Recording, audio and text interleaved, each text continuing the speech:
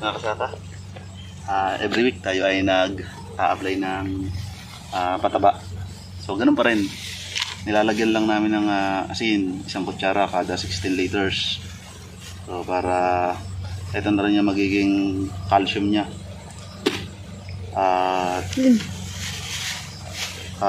Dito ay ang ginagawa namin ay kada 16 liters katulad ng ating previous tutorial ng pag-aabono namin dito.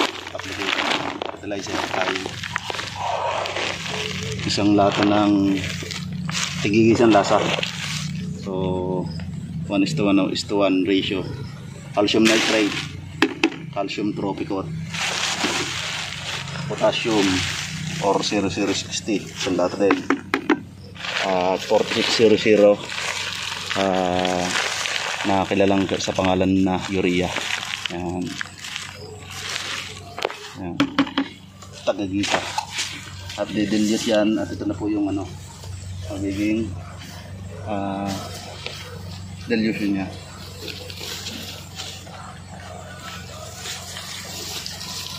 Ayan, 16 liters. Ayan. Ganyan lang po mga kasaka. At isang tabo. Bali, ngayon mas mataas na po yung natin.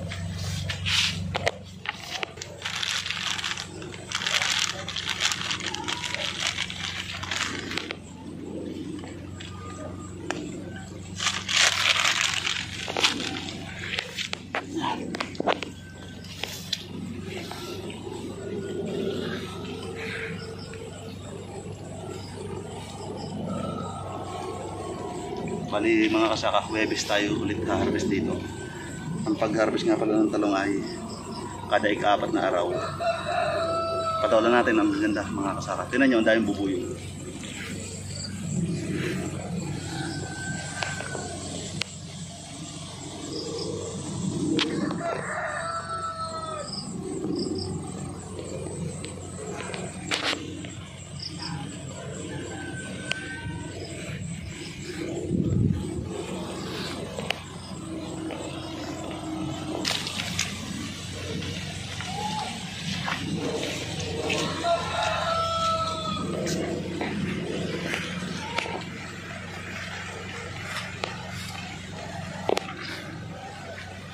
Sa pag-a-apply naman mga kasaka, bili lang kayo ng ganito, yung tabo na panligo. Ayan, hindi kasi natin masyado na elaborate nung previous video natin. Itong ganitong dalawang tabo, marami to. So sa isang puno, dalawa hanggang tatlong puno lang ang nalalagyan niya. Dinidivide ko na lang, tanta-tanta na lang.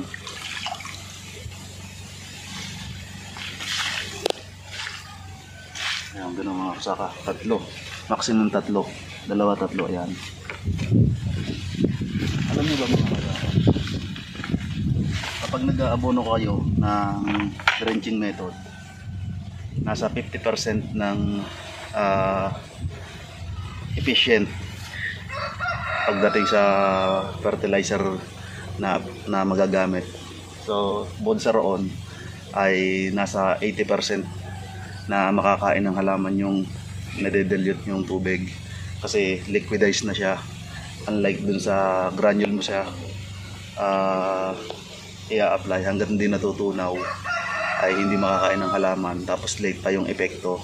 Isa pa doon, hindi lahat nakakain ng halaman, siguro nasa 30% lang yung nakakain ng halaman at yung 70% ay na-evaporate. Mahirap nga lang talaga pag ganitong drenching, sakripisyo. Pero kung maliit lang naman ang taniman nyo, tulad dito sa amin, tiyagain nyo ng mga kasaka. Tipid naman kapag harvest.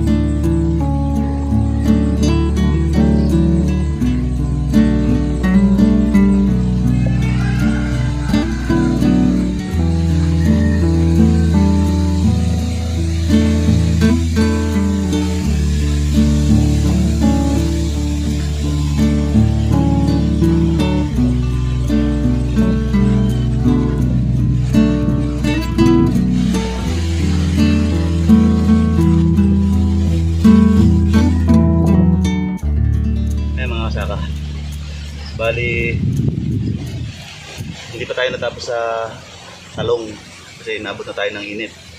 So mamayang hapon babalikan natin yung siguro konti lang naman na sabi ko namin ni Mrs. Dito na kami mag apply ng fertilizer sa patola kasi dito malilom at meron din kaming harvest kasi na patola, kailangan pa naming ibalot, lagyan namin ng saging. Ayan o, siguro more than 10 kilos yan na nakuha natin ngayon. So ayan, at ito ganun din kung paano kami nag-aabono sa talong, ganun din ang aming mixing ratio at ganun din yung aming procedure ng application bawat puno. So pares lang. Bali sa bawat puno pala may pagkakaiba. Dito sa talong ay sa talong 2 to 3 bawat tabo. Ganito, 2 puno hanggang 3 bawat ganito. Pero dito sa patola ay kada puno isang ganito. Pinapaikot namin ang pag-a-apply. Minsan pa nga 1 kalahati pag malaki na yung puno. Yan.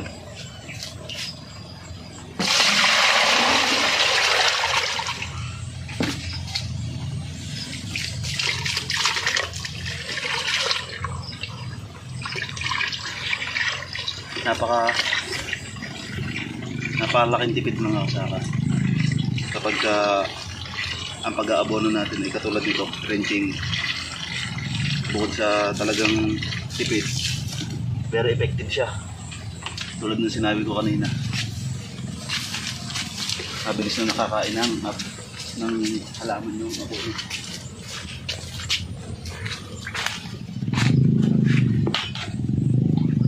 Kaya mga kasaka, isang puno, isang tabok.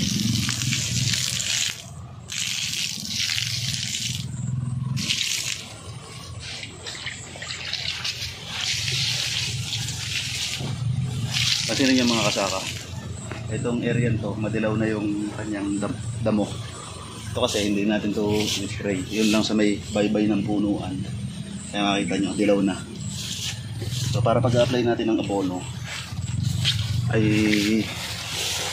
wala nang kaagaw ang ating halaman. Ayan, i-apply natin dyan, wala nang ibang sisip, hindi yung patola lamang. Tulad dito, diba?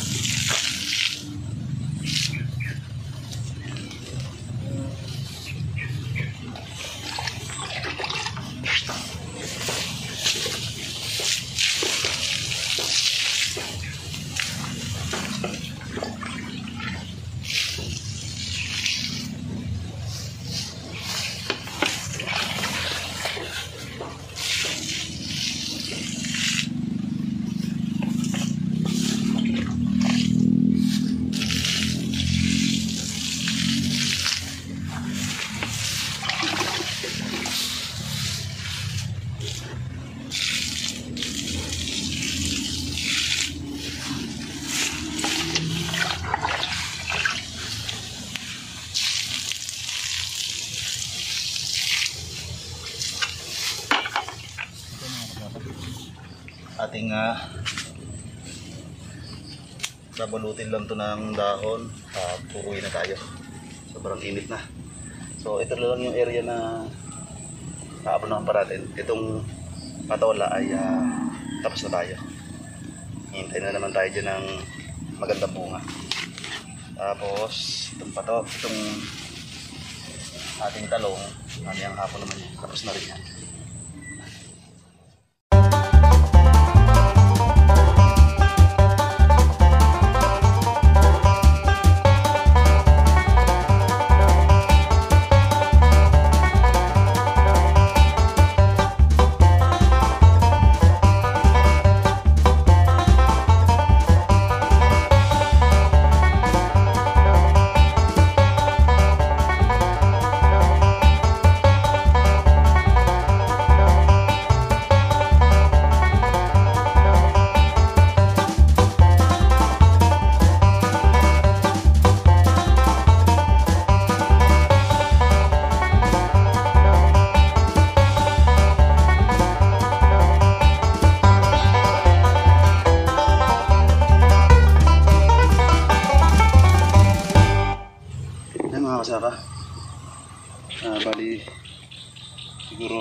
less na sa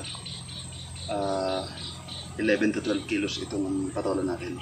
So I hope na may natutunan kayo regarding sa ating pag-apply ng fertilizer dito sa patola at sa tanim nating talong. So muli, ako po si Joey Albert Bueno, ang inyong kasaka at kasakasama tungo sa maunlad na agrikultura. Keep safe, God bless po mga kasaka.